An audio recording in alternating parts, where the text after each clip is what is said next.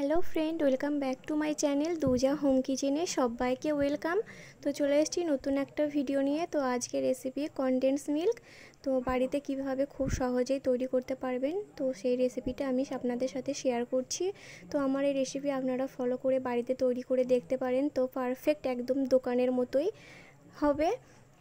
তো আপনারা দেখে বুঝতেই পারবেন না যে এটা ঘরে তৈরি করা না দোকান থেকে কিনে নিয়ে আসা। তো খুব কম উপকরণ দিয়েই বাড়িতে তৈরি করে নিতে পারবেন। আর আমি আগেই বলেছি দুজা হোম কিচেন মানেই সহজ রেসিপি। তো আমি এখানে চুলা জ্বালিয়ে দিয়েছি আর এখানে আমি হাফ লিটার দুধ নিয়েছি, মানে 500 গ্রাম দুধ নিয়েছি।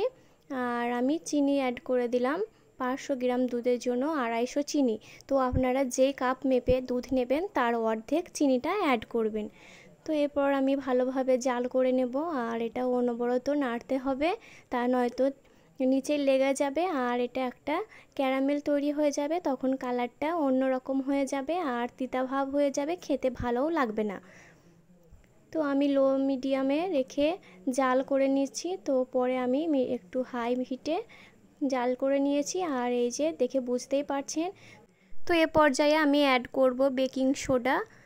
তো বেকিং সোডাটা দেওয়ার কারণ হচ্ছে যখন বাজার থেকে কিনে নেওয়া আসা হয় তো কনডেন্স মিল্কটা একটু ফোলা ভাব থাকে, তো ওই জন্য আমি বেকিং সোডাটা ব্যবহার করেছি। তো আমি আবারও একটু জাল করে নেব আর অনবরত আমি নাড়তে থাকব। তো আপনারা এই পর্যায়ে আপনারা বুঝতেই পারছেন যে কেমন কালারটা চেঞ্জ হয়ে গেছে আর একটু মোটা মোটা ভাব হয়েছে। তো এই যে আমার কনডেন্স মিল্কটা রেডি হয়ে গেছে, আপনারা দেখে বুঝতেই পারছেন খুব সহজে আর ঘরে উপকরণ দিয়েই তৈরি করা যায়।